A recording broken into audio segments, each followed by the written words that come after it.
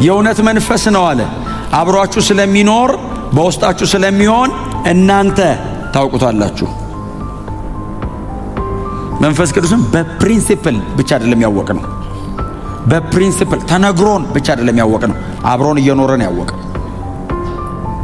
ስንጸልይ ያግዘናል፣ ስናነብ ያበራልናል። በጣም ዳይላማ ውስጥ የሚከት ግራ የሚያጋባ የህይወት ውሳኔ ላይ ስንደርስ መንፈስ ቅዱስ አቅጣጫ ይጠቁመናል። በዚህ በኩል ነው ይለናል። እናንተ ታውቁታላችሁ። እግዚአብሔር መንፈስ ቅዱስ ይምራችሁ። እግዚአብሔር መንፈስ ቅዱስ ይቆጣጠራችሁ። እግዚአብሔር መንፈስ ቅዱስ የህይወታችሁ የመጨረሻ ውሳኔ ሰጪ ይሁን። አትወስኑ እናንተ። የመጨረሻ የህይወታችሁ ውሳኔ ሰጪ መንፈስ ቅዱስ ይሁን። ኑር እሱ ካለ ማንም ሞት ቢል አትሞትም። እሱ ደግሞ እወስድሃለሁ ካለ ማንም ተሰብስቦ ኑር ቢል አትኖርም። የህይወታችን የመጨረሻ ባለስልጣን መንፈስ ቅዱስ ይሁን። ሐዋርያት ሥራ ላይ በነ ጳውሎስ በሌሎችም በአባቶች ከለከለን፣ መራን፣ ፈቀደልን፣ ተዋለን፣ ሌሊት በራእይ አሳየን። የመንፈስ ቅዱስ ሥራ ነው ይሄ። ክብር ለእግዚአብሔር ይሁን። ከሚኒስትሪው ከሰርቪሱ አንጻር ጻፉት እንጂ ህይወታቸው ጋይድ የሚደረገው በመንፈስ ቅዱስ ኃይል ብቻ። ቁጥር 26 ላይ ያለችው ልንገራችሁን አልጨርስ። ምንድነው የሚለው? ቁጥር 26 አብ በስሜ የሚልከው አብ በስሜ የሚልከው መንፈስ ቅዱስ በኢየሱስ ክርስቶስ ስም ነው የመጣው። ምን ማለት ነው ትርጉሙ? ኢየሱስ ክርስቶስን ለማክበር ነው የመጣው።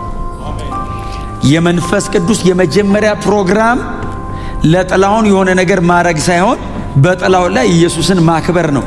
አብ መንፈስ ቅዱስን ለኛ ያፈሰሰልን ኢየሱስን ብሎ ነው።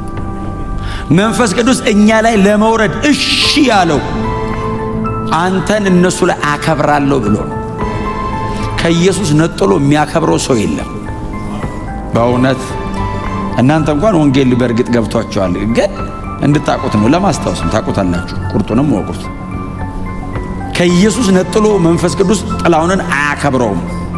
የመጀመሪያ ፕሮግራሙ በኢየሱስ ክርስቶስ ስም ስለመጣ መንፈስ ቅዱስ ግሎሪፋይ የሚያደርገው እላያችን ላይ ኢየሱስን ነው። ስሙን መንፈስ ቅዱስ እኮ ራሱን እንኳን አያከብርም። ራሱን አያከብር ማለት ስለ ራሱ የተለየ ነገር አይነግርህም። መንፈስ ቅዱስ እንዳለ የምታውቀው ስለ ኢየሱስ ይነግርሃል።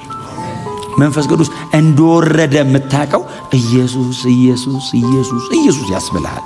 ምክንያቱም ጌታ ኢየሱስ ክርስቶስ ሲነግረን አብ በስሜ እኔ ለምናለሁ፣ እሺ አንተ ከለመንከኝ ብሎ ያፈሰዋል። የኔና የአብ የኔና የመንፈስ ቅዱስ የጋራ ነገራችን ኢየሱስ። እኔና አብ መሃል ያለው ኢየሱስ፣ እኔና መንፈስ ቅዱስ መሃል ያለው ኢየሱስ ነው። መንፈስ ቅዱስ የኢየሱስን ደም ብሎ ነው የመጣው። ጽድቄን ብሎ አይደለም የመጣው። ጥላውን አረማመዱ ጥሩ ነው ብሎ አይደለም የወረደብኝ። የኢየሱስ ደም አለ ብሎ ነው የመጣው። የመንፈስ ቅዱስ ቅድስና የአብ አይነት ነው። የጥላውን ኃጢአት የሰው አይነት ነው። እጅግ ንጹህ አምላክ እጅግ ኃጢአተኛው ሰው ውስጥ ነው የሚገባው። ይገለኛል፣ ሊያድርብኝ አይችልም። ጥርግ ነው የሚያደርገኝ። ስለዚህ መንፈስ ቅዱስ እኔ ውስጥ ገብቶ ቁጭ ያለው የኢየሱስ ደም ስላለ ሳጠፋ በኢየሱስ ደም እየቀደሰኝ ይኖራል፣ እያስወገደልኝ እንጂ ቅድስናው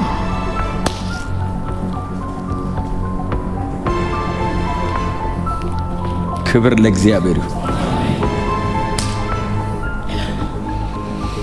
አጽናኝ ብቻ አይደለም መንፈስ ቅዱስ ተሟጋችም ነው። ለእኔ ይሟገታል። ፕራክሌት የሚለው ቃል ኮርት ላይ ቆሞ ስለ አንድ ሰው ዲፌንድ የሚያደርግን ጠበቃ ይመስላል። መንፈስ ቅዱስ ስለ እኔ በየትኛውም ነገር ላይ ምንም አይነት ኢሹ ካለኝ መንፈስ ቅዱስ ጣልቃ ገብቶ ይሟገትልኛል፣ ይረታልኛል። በፍርድ ፊት ትቆማለህ ትረታማለህ ተብሎለታል። ይሄን ቃል ብዙ ጊዜ ለራሳችን ነው መስሎ ለእግዚአብሔር የተጠቀሰ ቃል ነው። ባይዘው በፍርድ ፊት ትቆማለህና ትረታለህ ይለዋል ዳዊት ነው ያለው። እና መንፈስ ቅዱስ በእኛ ውስጥ ሆኖ ይሟገታል። ዓለም መታ ይገባኛል ስትል ኖ እሱ የኢየሱስ ነው ይል። ይሄ ቦዲ የኔ ነው ስትል ዓለም ኖ ኢየሱስ ዋጅቶታል ብሎ ተሟግቶ የኢየሱስ ያደርገኛል። መንፈስ ቅዱስ ጳራቅሊጦስ ነው፣ ለኔ ተሟጋቼ ነው፣ ድል አድራጌ ነው፣ ያሸንፍልኛል። ክብር ለኢየሱስ ይሁን። ይሄ መንፈስ በክርስቶስ ኢየሱስ ስም ነው የወረደው። በኢየሱስ ደም አማካኝነት ነው እኔ ውስጥ የሚኖረው። በጣም ይገርማቸዋል። ለቤዛ ቀን የታተማችሁበትን ቅዱሱን የእግዚአብሔርን መንፈስ አታሳዝኑት ይላል። ለቤዛ ቀን የታተማችሁ የቤዛ ቀን ገና ነው ባይዘው የቤዛ ቀን ማለት ኢየሱስ ተመልሶ የሚመጣበት ቀን። ለዛን ቀን ለቤዛ ቀን የታተማችሁበትን ማለት ኢየሱስ ተመልሶ የሚመጣ ቀን ቼክ የሚደረገው መንፈስ ቅዱስ ለቤዛ ቀን የታተማችሁበትን እግዚአብሔር የሚነጥቀው መንፈስ ቅዱስ ያደረበትን ሰው ነው። ግን ምን አትብሉት፣ አታሳዝኑት። ለካያችሁ እሱ ቅዱስ ነው። ኃጢአት ሳደርግ ያዝናል። ታው ይላል፣ ታው እረፍ ይላል ብሎ ግን ዝም ይላል። ኩንች እናደርጋለን ብዙ ጊዜ ሲዝ እንዲያደርግን ጸጥ ይላል። አታሳዝኑ። ክብር ለእግዚአብሔር ይሁን። የኢየሱስን ደም ብሎ ነው ያለው እንጂ ቅድስናው እኮ አብ ብሉይ ኪዳን ላይ ጥርግ እንደሚያደርገው እኮ ነው መንፈስ ቅዱስም። ይሄ ቅዱስ አምላክ በኢየሱስ ክርስቶስም ወርዷል። በኢየሱስ ደም አማካኝነት በእኛ ውስጥ ይኖራል። ክብር ለእግዚአብሔር ይሁን። ከዛ ምንድነው በስሜ የሚልከው አጽናኙ መንፈስ ቅዱስ ግን ሁሉን ነገር ጌታ ኢየሱስ ክርስቶስ ሁሉን ልነግራችሁ አልችልም አለ። ሁሉን መናገር አልችልም፣ እርሱ ሲመጣ አለ እኔ ሁሉን ብናገርም አትረዱኝም። ቀጥሎ ጊዜውም አይፈቅድም፣ አቅሙም የላችሁም፣ የመረዳት አቅም የላችሁም። እርሱ ሲመጣ ሁሉንም ነገር ጌታ አይነት መንፈስ ጌታ ኢየሱስ ክርስቶስ እኔ ምለውም በሙሉ አልኳው፣ የተቀረውን ግን መንፈስ ቅዱስ ሲመጣ ይነግራቸው። ትዝ የሚላችሁ ከሆነ ጌታ ኢየሱስ ክርስቶስ ሲያስተምር ደጋግሜ እንደምነግራችሁ አልተረዱትም የሚል ብዙ ቦታ አለ አይደል? ያስተማሩ አልገባቸውም። ያስተማሩ ሐዋርያ ሥራ ላይ ጌታችን እንዳስተማረው እኮ ነው ያሉት። ኢየሱስ አልገባቸውም ብሎ አይተውም፣ ዝም ብሎ ይጭነዋል። መንፈስ ቅዱስ ሲመጣ ይተረጉመዋል ብሎ አልገባንም። የሙታን ትንሣኤ ያለን ነው። ሐዋርያ ሥራ ላይ ጌታችን እንዳለው መንፈስ ቅዱስ መጥቶ ተረጎመው። ኢየሱስ እዚህ ላይ ጫነው፣ መንፈስ ቅዱስ እዚህ ጋር አረገው። ተራመዱት። ሁሉንም ነገር ይነግራቸዋል። ለመንፈስ ቅዱስ እድል ከሰጠ ነው፣ ጊዜ ከሰጠ ነው፣ ራሳችንን ከሰጠ ነው፣ በእግዚአብሔር ልብ ውስጥ ያለውን በሙሉ ይነግረናል።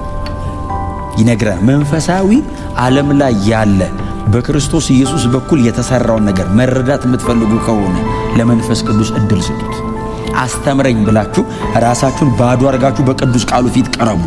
የእግዚአብሔርን ቃል ክፈቱትና አስተምረኝ መንፈስ ቅዱስ ብላችሁ ተቀረቡ። ይሞላችኋል፣ ሁሉን ይነግራችኋል።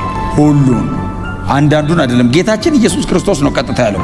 ሁሉን ነገር ያስተምራችኋል፣ እኔ የነገርኳችሁን ሁሉ ያሳስባችኋል። ምን ማለት ነው? እኔ ነግሬ ያልገባህ ካለ አስታውሶ ያስረዳል። እንዲህ ነው እንዲህ ያለው ትላለህ። መንገድ ላይ ሄድክ፣ ጴጥሮስም አልገባውም ብዙ ነገር። መንፈስ ቅዱስ ውስጥ ቁጭ ብሎ ሲያሳስበው እንዲህ ነው እንዴ ጌታ ኢየሱስ እንዴ ጴጥሮስ የሐዋርያ ሥራ ላይ ሰበከውን አታዩም እንዴ እናንተ? ምን አይነት ስብከት እንደሰበከ አጠር ይበል እንጂ ስብከቱ እንዴ በጣም እኮ ዳይናሚክ ነው። ቀጥሎ ዲፕ ነው። ዲፕ የሚጠቀማቸው የቤተ ኪዳን ጥቅሶች የሚተረጉምበት መንገድ ጌታ ኢየሱስ ክርስቶስ ሲያስተምር ያየውን እኮ ነው ቁጭ ብሎ። ኢየሱስ እኮ የብሉይ ኪዳን መጽሐፍ አስተማሪ ነው አይደል? አዲስ ኪዳን እኮ ከሱ ጋር እኮ ነው የጀመረው። ገና የብሉይ ኪዳን መጽሐፍትን እኮ ነው ያስተማረው ኢየሱስ። ወደዚህ አመጣቸውና ተረጎማቸው እንጂ የቀደመው ኪዳን መጽሐፍ እኮ ነው የሚያስተምረው። እንደ ፈሪሳውያን አይደለም የሚያስተምረው። ማለት እኮ ፈሪሳውያን የሚያስተምሩት ሕግ አይደል እንዴ? ኢየሱስ እኮ ሕጉን እኮ ነው ያስተማረው። ሕጉን ግን ተረጎመው፣ ኒው ቴስታመንት ላይ አመጣው፣ ሥጋ አለበሰው። ከኢየሱስ ያየውን ነው ጴጥሮስ ቆሞ። ኢየሱስ ሲያስተምር አልገባውም። መንፈስ ቅዱስ ውስጡ ሲመጣ አስታወሰው፣ ተረጎመለት። ሁሉን ይነግራችኋል ብቻ ሳይሆን እኔ የነገርኳችሁ ደግሞ ያሳስባችኋል፣ ሪማይንድ ያደርጋችኋል። እኔ ብዙ ጊዜ ካነበብኩት ረጅም ጊዜ የቆየ ጥቅስ እየሰበኩት እዚህ ይለኛል። አንብቤ 5-6 ዓመት የቆየ ጥቅስ ቆሜ እንደዚህ እያወራው ቦግ ይልልኛል ድንገት። ይሄ በምንም አይነት ፊዚክስ እንዴት ትዝ አይለኝ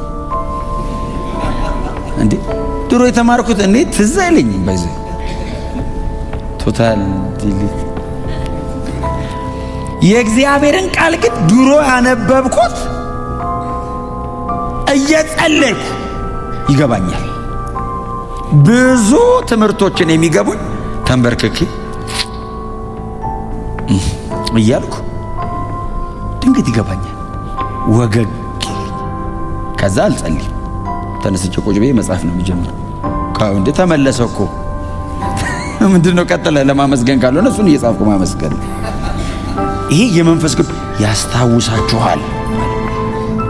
አንብበው ቁጭ ብለህ አንብበው ያልገባ ነገር ድንገት እድል ስትሰጠው ነካ ያደርገዋል፣ ወገግ ይልልሃል። አመታት እኔ አሁን ለምሳሌ በጣም ብዙ የሰበኩት አንድ ስብከት አለ። የተሰቀለውን ክርስቶስን ቤት በኩል ታየዋለህ። የማይቆጠር ጊዜ ነው የሰበኩት። የገባኝ ስጸልይ አንብቤዋለሁ። የሆነ ቀን እየጸለይኩ በራልኝ፣ ወገግ አለ በቃ ጭንቅላት ውስጥ እንዲህ ነው እንዴ አልኩ። ከዛ ያው እስከ ዛሬ ሰብኳል። እስከ ዛሬ የህይወት ኢንካውንተር የሆነ እንዴ አይቶ ሲኦል ገባ፣ አይቶ ሰማይ ገባ የሚል አንዱ አይቶ ሲኦል ገባ፣ አንዱ ያንኑ አይቶ ሰማይ ገባ አይደል? ቤት በኩል ታየዋለን። የገባ የተንበርክኬ ነው። በዚህ መንፈስ ቅዱስ ያሳስባችኋል። በእውነት ነው የምላችሁ። ዝም ብላችሁ የእግዚአብሔርን ቃል አንብቡ። እናንተ ለምን መሰላችሁ? መንፈስ ቅዱስ ከዚህ በላይ ሊናገር የሚችልበት መንገድ ብዙ የለም። ይናገራል እኮ በተለያየ አይነት በሚገባን ምሳሌዎች ይናገረናል። በቅዱስ ቃሉ በኩል ከሆነ ግን ሞር ለሱም በደንብ እንዲናገር አይደል? ሙሉ አቅም ነው የእግዚአብሔር ቃል። ቀጥሎ ለትውልድ ሁሉ ይሆናል። በእግዚአብሔር ቃል በኩል የመጣ ድምፅ በጣም ከቃሉ ጋር ጊዜ ስትወስዱ የእግዚአብሔር ቃል ሲበራላችሁ ለእናንተ ብቻ አይደለም ለትውልዳችሁ ሁሉ መመሪያ የሚሆን ነገር ነው የሚሰጣችሁ። ቃሉ ጋር ምቆይ ከሆነ በዛ በኩል ይመጣል። እሱን ያሳስብሃል። ረጅም አንብበኸው ረጅም ጊዜ ቆየው ጥቅስ ተንበርከከ መንፈስ ቅዱስ ሲነካው ካለበት ቦታ ያወጣሃል። ብዙ ነገር ውስጥ እኮ ነው ያለው። ልክ ቦግ ሲልል ጥቅሱ ምንም እኮ የተፈጠረ ነገር እኮ የለም እኮ ነገሩ እኮ ነው እኮ የገባ።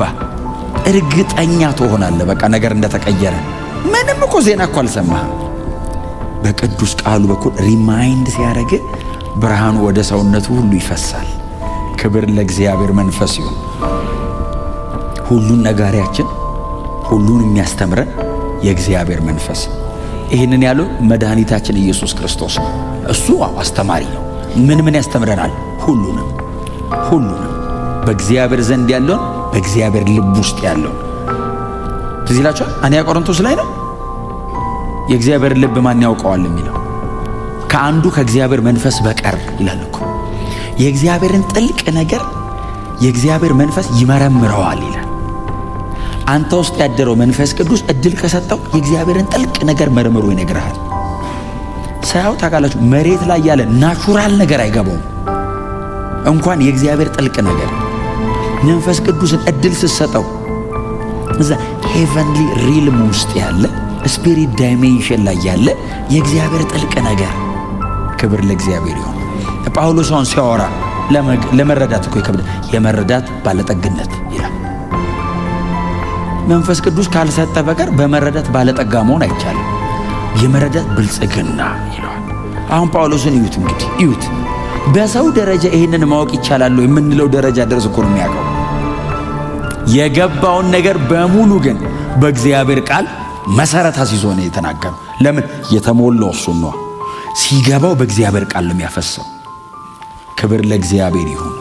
እግዚአብሔር ከመንፈሱ ያስተምረን። ይኸው ለሺህ ዓመት የተረፉልን ከመንፈስ ቅዱስ ተምረው ነው። ለትውልዳችን መድኃኒት የምንሆነው ለብዙ ትውልድ ከጨለማ ወደ ብርሃን ለመምጣት ምክንያት መሆን የምንችለው መንፈስ ቅዱስ ሲያስተምረን ብቻ። ከእግዚአብሔር የተማረ ያስታውቅ። ክብር ለኢየሱስ ይሁን። ከመንፈስ ቅዱስ የሰማ ያስታውቅ። እግዚአብሔር በቅዱስ ቃሉ ከመንፈሱ ይምከረን። እግዚአብሔር